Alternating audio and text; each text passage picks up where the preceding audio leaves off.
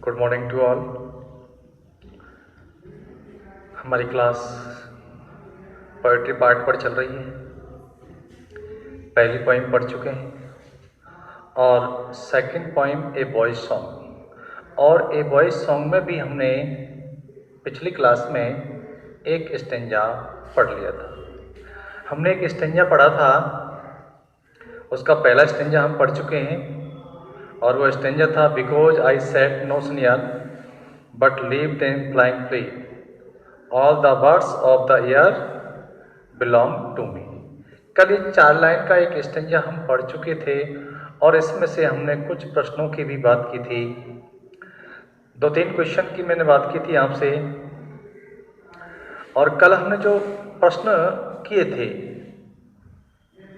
पहला क्वेश्चन था कि व्हाट इज द थीम। कल मैंने थीम की बात की आपसे, थीम ऑफ द पोएम। फिर मैंने आपसे बात किया था कि what is the message of the poem.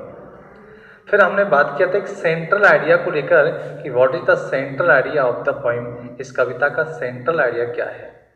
फिर मैंने आपसे प्रश्न किया था कि why does the poet not set A snare for the words. Last class में जो हमने क्वेश्चन किए थे, हमने किए थे why does the poet not set A snare for the words, कि कभी पक्षियों के लिए जाल क्यों नहीं बिछाता है। तो उसका आंसर हमने पढ़ा था कि the poet does not spread a net for the birds because all the birds of the air belong to him. वह सभी पक्षियों को अपना मानता है, वह उनसे प्रेम करता है। ही एक्सप्रेस हिज पैथेटिक एटीट्यूड, वह एक सहानुभूतिपूर्ण दया से भरा हुआ दृष्टिकोण उन पक्षियों के प्रति एक्सप्रेस करता है, इसलिए वो उनके लिए जाल नहीं बिछाता है। अब हम अगले स्टेंजा की ओर आगे बढ़ते हैं। तो अपना सेकेंड स्टेंजा है, तो सेकेंड स्टेंजा क्या लिखा हुआ है। तो देखिए सेकेंड स्टेंजा की पहले मैं राइम स्कीम की बात करता हूँ कि इस कविता की जो राइम स्कीम है वो राइम स्कीम क्या है।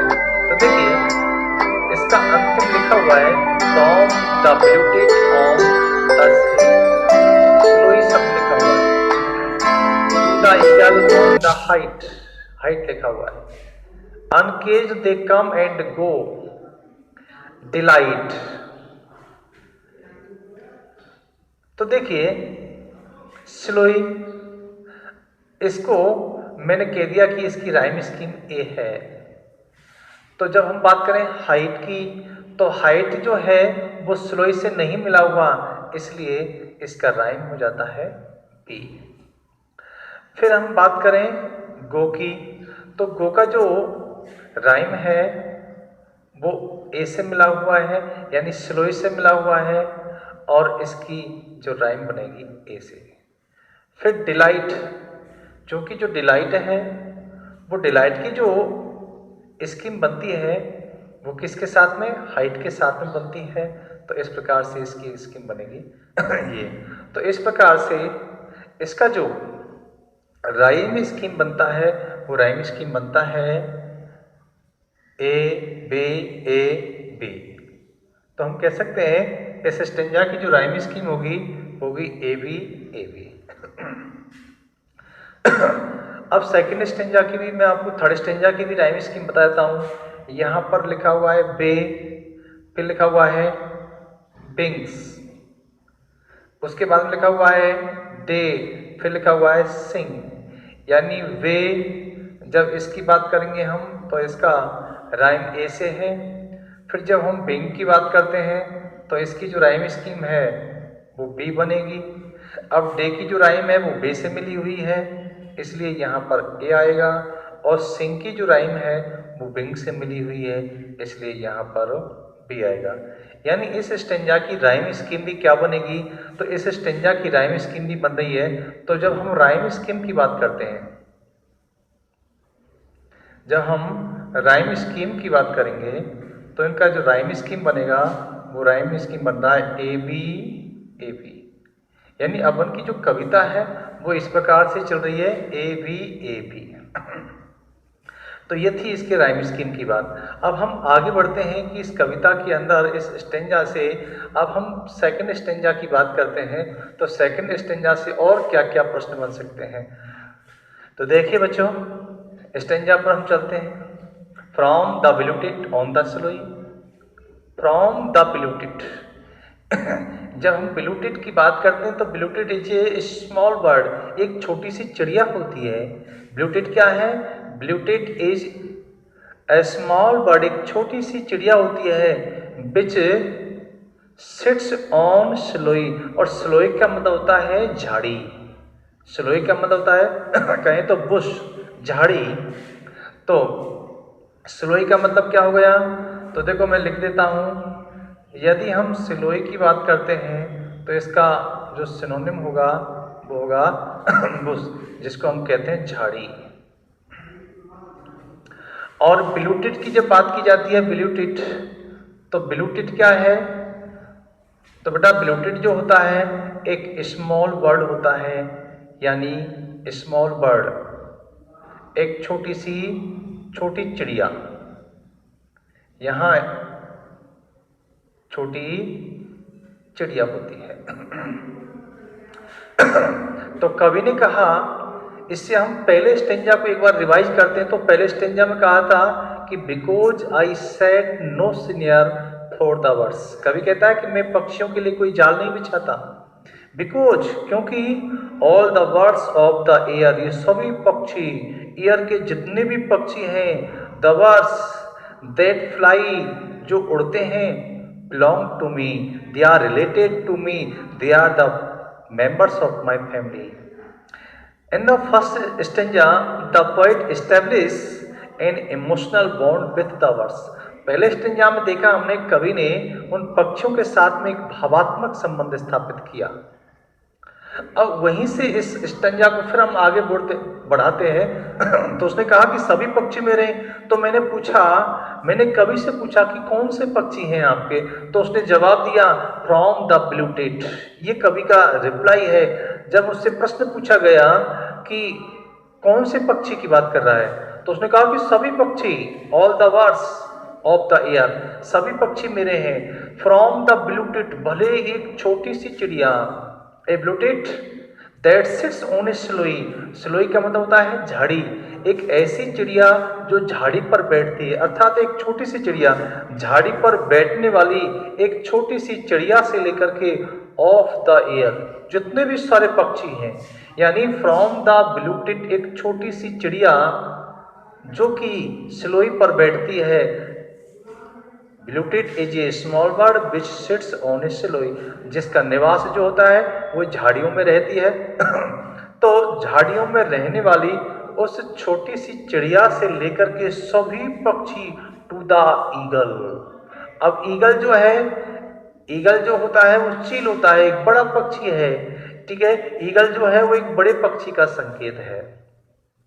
तो यानी छोटे से पक्षी से लेकर के बड़े पक्षी तक सभी पक्षी, वो कहता है इस ईगल की विशेषता क्या होती है? On the height. Eagle is a huge bird which can fly high in the sky. एक जो ईगल होता है वो एक बड़ा पक्षी होता है जो आकाश में बहुत ऊंचा उड़ सकता है। तो लाइन का अर्थ समझिए, क्या कहना चाहता है? Through the line, the poet wants to say that from a biल्यूटेड which sits on the स्लोई, which sits in the bushes, एक छोटी सी चिड़िया से लेकर के जो चिड़िया झाड़ियों में पाई जाती है, टू द ईगल, ईगल जो एक बड़ा पक्षी होता है, ये सभी पक्षी बिलोंग टू मी, वो कहता है मेरे हैं। यहाँ पर कवि ने जो ईगल का जो एक विशेषता बताई, विशेषता क्या बता रहा है? ऑन द हाइट, यानी eagle is a huge bird that fly in the height in the sky, एक बड़ा पक्षी है जो आकाश में उड़ सकता है। तो कवि का कहने का मतलब है, the poet through the line the poet wants to say, इन पंक्तियों के माध्यम से कवि ये कहना चाहता है फ्रॉम द स्मॉल बर्ड, एक छोटे से पक्षी से लेकर के टू द ह्यूज बर्ड, विशाल पक्षी तक, ऑल बिलोंग टू मी, वो कहता है ये सभी पक्षी मेरे हैं। अनकेज्ड, अनकेज्ड दे कम एंड गो। अब उसने कहा कि अनकेज्ड, और अनकेज्ड का मतलब है they are not caged. Uncaged mean they are not caged. कभी कहता है कि मैंने उनको जाल में बंद नहीं किया है। They are uncaged, they are free. I have left them freedom, मैंने उनको स्वतंत्र छोड़ दिया है। I did not cage them, मैंने उनको पिंजरे में बंद नहीं किया, इसलिए दे कम एंड गो, इसलिए वो मेरे पास आते जाते हैं। इसलिए अब मैंने प्रश्न, देखो यहां से एक क्वेश्चन उठा। क्वेश्चन क्या है? Why are the words able to come and go to the poet. अब प्रश्न ये बना, जब उसने कहा कि they are uncaged, the poet says that all the words are uncaged, I did not cage them, मैंने उनको जाल में बंद नहीं किया, और यही कारण है कि दे कम एंड गो, वे मेरे पास आते हैं। दे रोम अराउंड मी, वे मेरे चारों ओर भ्रमण करते हैं। और सीइंग देम, नेक्स्ट लाइन देखते हैं, तो फॉर माई डिलाइट। फॉर में डिलाइट का मतलब होता है आनंद, ब्लिस। यदि इसका मैं सिनोनिम की बात करूं तो इसका जो सिनोनिम बनेगा वो बनेगा ब्लिस, परम आनंद, सुख। तो क्या कहना चाह रहा है कि ये सभी पक्षी अनकेज हैं, उनको मैंने स्वतंत्र छोड़ दिया है, मैंने उनको जाल में बंद नहीं किया, और यही कारण है कि कम एंड गो, वे मेरे पास आते हैं, मेरे आसपास घूमते हैं, स्वतंत्र रूप से विचरण करते हैं, फॉर माई डिलाइट, मेरे आनंद के लिए। अब यहां से अगला जो क्वेश्चन बनता है वो इस लाइन से एक सेकंड क्वेश्चन बनेगा, और बहुत ही इंपॉर्टेंट क्वेश्चन है। What is poets delight? What is poets delight? और बहुत एक महत्वपूर्ण प्रश्न है 2020 के लिए। तो अब यहां से दो प्रश्न बने। पहला क्वेश्चन क्या था कि कवि के पास ये पक्षी कैसे आते जाते हैं? तो मैंने कहा ये उसके पास आते हैं क्योंकि कवि ने उनको जाल में बंद नहीं किया। तो मैंने पूछा था why are the birds able to come and go to the poet, कवि के पास आने में समर्थ क्यों है? The birds are able to come and go to the poet because the poet has given them freedom, क्योंकि कवि ने उनको स्वतंत्र कर रखा है। He did not cage them, कवि ने उनको जाल में बंद नहीं किया। ठीक है। अब प्रश्न ये बना अगला कि वो फॉर माई डिलाइट, कह रहा है कवि कि ये मेरे पास आते हैं, किसके लिए आते हैं? फॉर माई डिलाइट, मेरे आनंद के लिए, मुझे आनंद देने के लिए, मुझे सुख देने के लिए, मुझे प्रसन्नता देने के लिए ये पक्षी मेरे पास आते हैं। अब बात यह है कि कवि का आनंद क्या है? तो कवि कहता है कि मेरे आनंद के लिए। तो कवि ने कहा कि when I C the birds roaming around me, जब मैं इन पक्षियों को मेरे चारों ओर विचरण करते हुए देखता हूं, when I see them flying freely, जब स्वतंत्र रूप से उड़ता हुआ देखता हूं, तो आई गेट्स डिलाइट, मुझे प्रसन्नता होती है, मुझे खुशी होती है। तो कवि का आनंद क्या है? तो seeing the birds flying free roaming around him, पक्षियों को स्वतंत्र रूप से उड़ता हुआ देखना, उन्हें चारों तरफ, उसके चारों तरफ घूमते हुए देखना, प्रकृति में खुले रूप में विचरण करते हुए देखना, यही कवि का आनंद है। तो कवि ने कहा कि ये पक्षी मेरे पास आते हैं, और मेरे पास क्यों आते हैं? फॉर माई डिलाइट, मेरे आनंद के लिए आते हैं, मुझे प्रसन्नता देने के लिए आते हैं। और कवि की प्रसन्नता क्या है? इन पक्षियों को स्वतंत्र रूप से उड़ता हुआ देखना। द पोएट सेज, कवि कहता है कि when I C the birds flying freely, जब मैं इन पक्षियों को स्वतंत्र रूप से उड़ता हुआ देखता हूं, when I C the birds roaming around me, जब मैं इन पक्षियों को मेरे चारों ओर घूमते हुए देखता हूं, आई गेट डिलाइट, तो मुझे प्रसन्नता होती है। तो इसका आंसर आपको समझ में आ गया होगा कि what is the poet's delight, कवि का आनंद क्या है और ये पक्षी उसके पास क्यों आते जाते हैं। That's clear. तो यहां से महत्वपूर्ण ये दो क्वेश्चन बनते हैं फ्रॉम द ब्लू टिट। तो एक बार फिर से मैं रिवाइज कर रहा हूं आपको, from the blue tit on the स्लोई,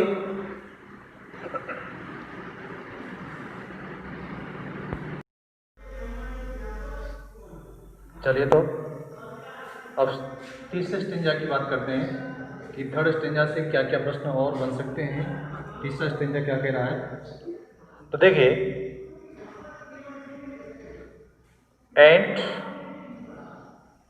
so the sunbird पे, एंड अब देखिए जब तीसरे स्टेंजा की बात करते हैं तो in the third stanza the poet makes imagination. जब हम तीसरे स्टेंजा को पढ़ते हैं तो तीसरे स्टेंजा में कवि ने एक प्रकार की कल्पना की है और कल्पनाओं में वो आकाश में उड़ना चाहता है, बहुत ऊंचा उड़ना चाहता है। he wants to soar high and high, वो बहुत ऊंचा उड़ना चाहता है ऑन द ईगल्स विंग, यानी ईगल के पंखों पर बैठकर के कवि आकाश में ऊंचा उड़ना चाहता है। अब देखिए इस लाइन का क्या मतलब है, एक बार इसका हिंदी अर्थ समझते हैं, उसके बाद में इसका क्या भाव है, क्या कवि कहना चाहता है उसको हम देखेंगे। तो देखिए, एंड सो द सनवार्ड बे, कवि कहता है sunward way the way that leads to the sun, एक ऐसा रास्ता जो बहुत ऊपर जा रहा है, जो सूर्य की तरफ जा रहा है, एक ऐसा रास्ता। आई सोर, देखिए सोर का मतलब होता है सोर, सोर एक शब्द होता है जिसका मतलब होता है फ्लाई, जिसका मतलब होता है फ्लाई, फ्लाई का मतलब होता है उड़ना, ऊंचा उड़ना। आई सोर on the eagles wing, wing का मतलब आप समझते हैं पंख होता है। तो कवि ने कहा आई सोर ऑन द ईगल्स विंग, में ईगल के पंखों पर बैठ करके बहुत ऊपर जाना चाहता हूं। अब कवि के कहाँ जाना चाहता है, देखिए ईगल के विंगों पर बैठ करके कवि ने ये क्यों नहीं कहा कि मैं ऊपर उड़ना चाहता हूं या मैं एरोप्लेन से बहुत ऊंचा जाना चाहता हूं, तो उसने ये क्यों कहा कि ईगल्स विंग, मैं ईगल के विंगों पर बैठ करके।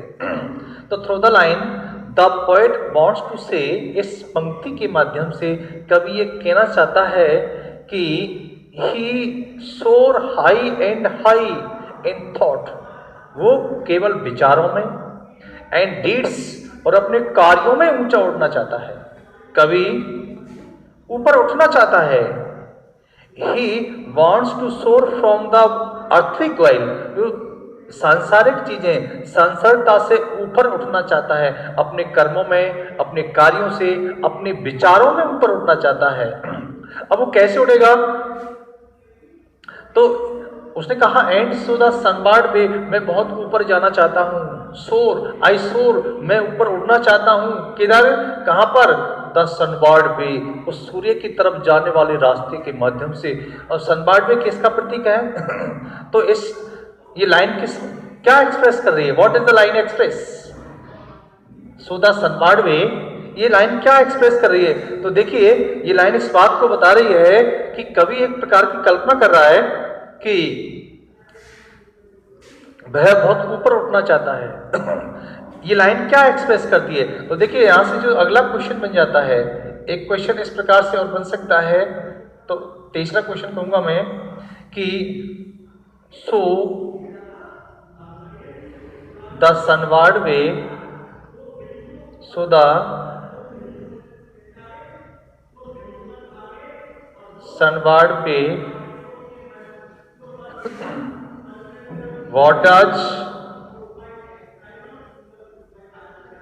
what does the line express,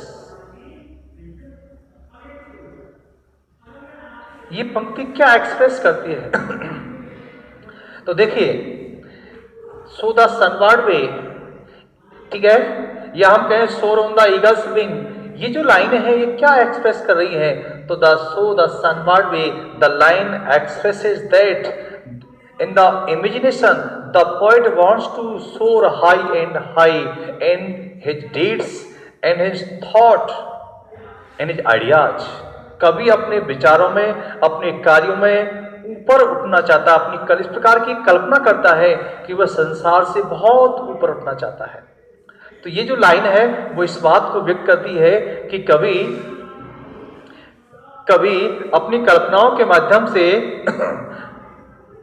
in the imagination the poet makes a journey, कवि एक यात्रा करता है टुवर्ड्स द सन, सूर्य की तरफ की यात्रा करना चाहता है। अब वो एक्चुअली यात्रा करना मतलब वो यात्रा किस में है? केवल और केवल इमेजिनेशन के माध्यम से। ही सोर्स, और उस इमेजिनेशन में ही सोर्स वह ऊंचा उड़ता है, लेकिन उड़ता किस में है? ही सोर्स, वह ऊपर उठना चाहता है किसमें? अपने विचारों को, यानी ही अपलिफ्ट हिज सॉइल, अपनी आत्मा का उत्थान करना चाहता है, अपने विचारों को बहुत ऊपर ले जाना चाहता है।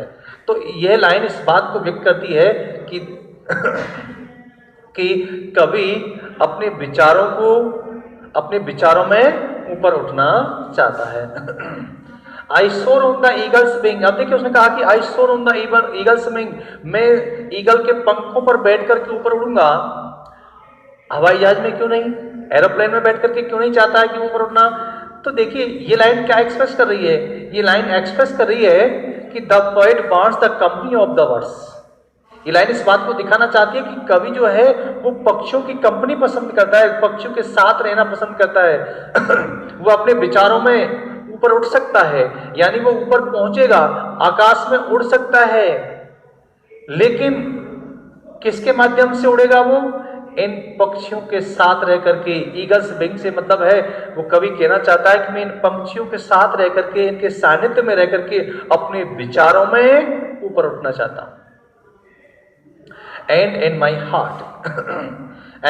Heart all day the blue tit sing, और कवि कहता है कि ऑल डे, दिन भर मेरे हृदय में एक चिड़िया गाती रहती है। देखिए एंड इन माई हार्ट। अब देखिए एक बहुत इंपॉर्टेंट सा क्वेश्चन जो 2009 में भी पूछ लिया गया था कि what is the effect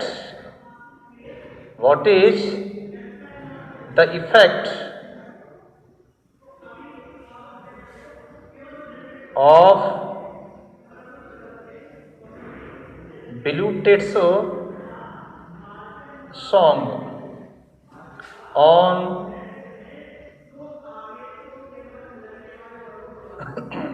poet's heart। अब देखिए बड़ा महत्वपूर्ण क्वेश्चन है, ये भी इंपॉर्टेंट क्वेश्चन है और इसे 2009 में पूछ लिया गया है।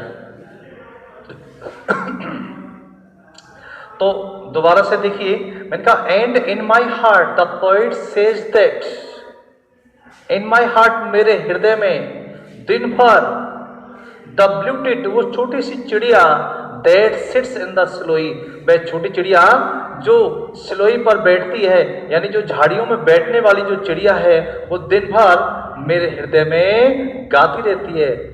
इसका मतलब द साउंड ऑफ द ब्लूटिट्स सिंग, ब्लूटिट के गाने की आवाज इकोज इन माई हार्ट, मेरे हृदय में गूंजती रहती है। अब मैंने कहा कि व्हाट इज द इफेक्ट, इसका क्या प्रभाव है, उसके गाने का क्या प्रभाव है कवि पर? तो चूंकि उस चिड़िया से इतना प्रभावित है, उसके गीत से, उसके चहचहाने की आवाज से इतना प्रभावित होता है कि its sing, its song rejoice in his heart, उसके हृदय में गूंजता रहता है। दिन भर वो उस चिड़िया के गाने को याद करता रहता है। तो ध्यान से देखेंगे, एंड इन माई हार्ट, और मेरे हृदय में दिन भर, ऑल डे द ब्लूटिट सिंग, ये चिड़िया गाती रहती है। तो इस प्रकार से यहां से ये प्रश्न भी बन जाता है कि what is the effect of blue tit song on the poet, कवि पर इस ब्लूटिट का क्या प्रभाव है? तो ब्लूटिट का प्रभाव यह है कि उसका गीत, उसकी आवाज दिन भर कवि के हृदय में गूंजती रहती है। तो यहाँ से इन स्टेंजाओं से ये इंपॉर्टेंट 4 क्वेश्चन बनते हैं। हालांकि शॉर्ट क्वेश्चन और छोटे छोटे तो कई सारे क्वेश्चन बन सकते हैं। तो इस प्रकार से ये 4 क्वेश्चन जो यहाँ से बनते हैं, और 2 क्वेश्चनों की मैंने पहले बात की थी, और इसके बाद 3 क्वेश्चन जो मैं आपको कॉमन बता रखे हैं कि एक तो आपको थीम याद रखनी है, एक आपको मैसेज याद रखना है, और एक आपको अपना सेंट्रल आइडिया याद रखना है। इस प्रकार से 8-10 ये क्वेश्चन इस कविता से बनते हैं। इसके बाद इन प्रश्नों की क्या क्या क्वेश्चन के आंसर हैं, वो आंसर मैं आपको लिखा देता हूं। तो यहां तक, इससे आगे अब हम बात करेंगे प्रश्नों की।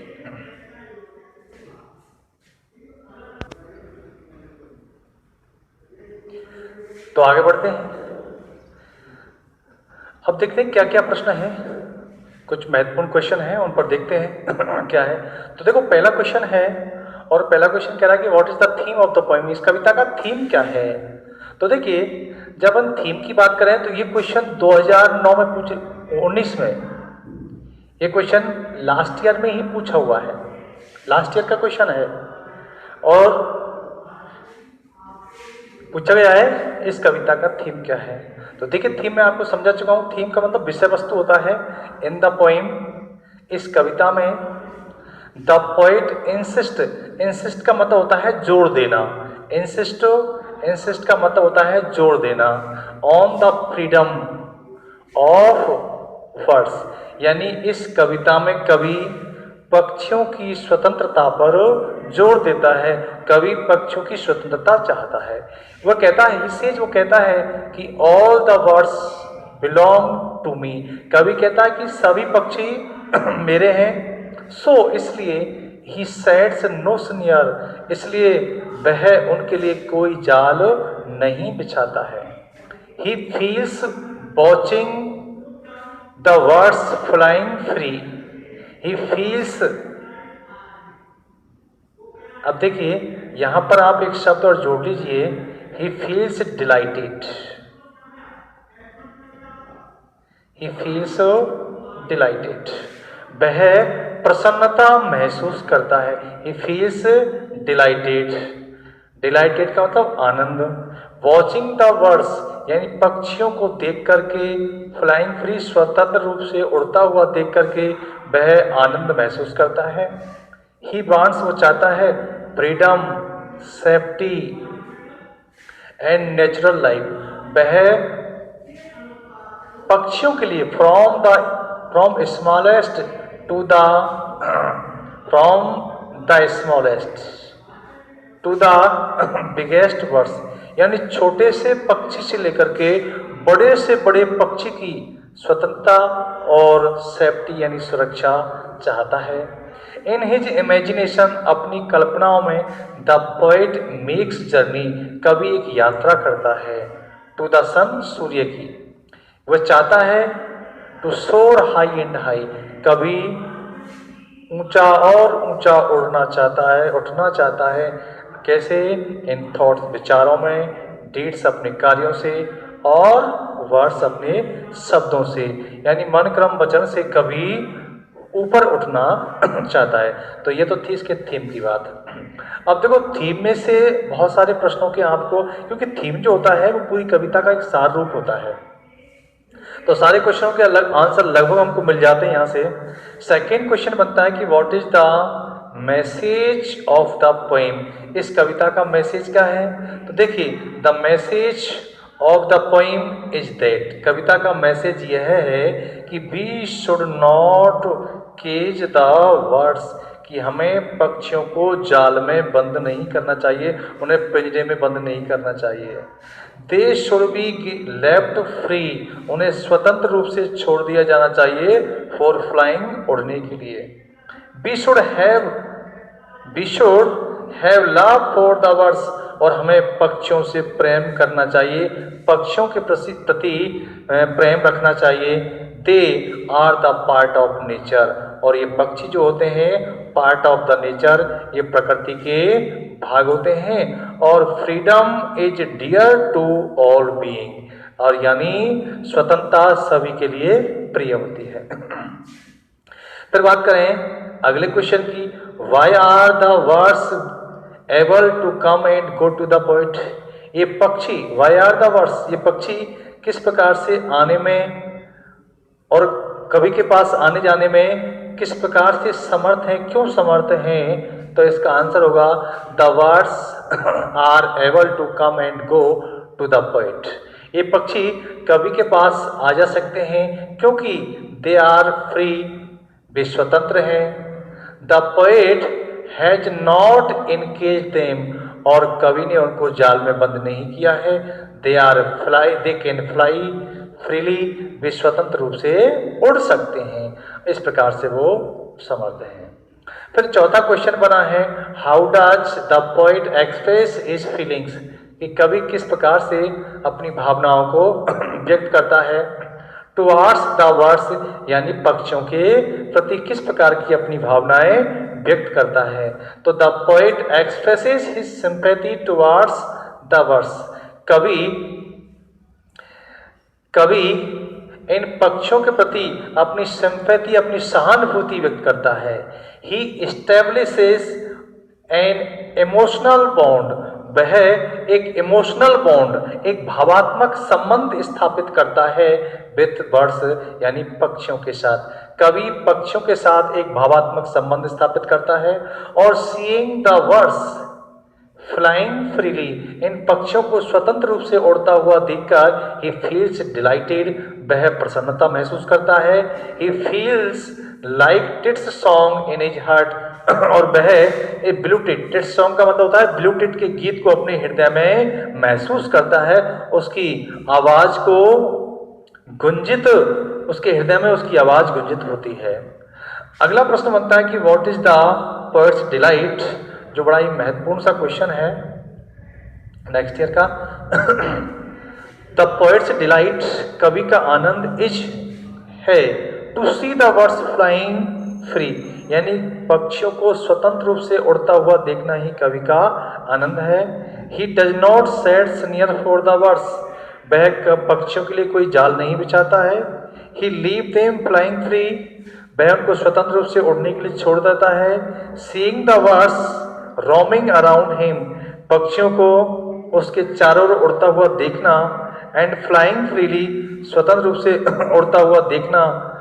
देख करके, सीइंग द बर्ड्स, देख करके पक्षियों को विचरण करते हुए, रोमिंग का होता है विचरण करना, घूमना, अराउंड हिम, उसके आसपास चारों ओर घूमता हुआ देखकर। फ्लाइंग फ्रीली, स्वतंत्र रूप से उड़ता हुआ देखकर द पोएट फील्स डिलाइटेड, कवि आनंद महसूस करता है। और freedom and prevention of the birds, यानी पक्षियों की स्वतंत्रता और पक्षियों का संरक्षण ही कवि का आनंद है। तो इस प्रकार से ये कुछ क्वेश्चन बनते हैं, और इसके बाद में और कुछ क्वेश्चन इसमें से हो सकते हैं। उनके लिए आपको पीडीएफ उपलब्ध हो सकती है।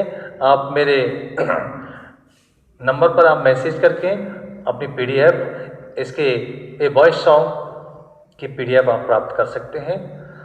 तो यहीं ये कविता अपनी संपूर्ण होती है, और आप इन सारे क्वेश्चंस को अपनी कॉपी में नोट्स बनाएं, प्रॉपर तरीके से लिखें। और मैं मानता हूँ कि ये कविता आपको आई होप समझ में आई होगी, और आप इसके सारे क्वेश्चनों के आंसर आप दे सकते हैं।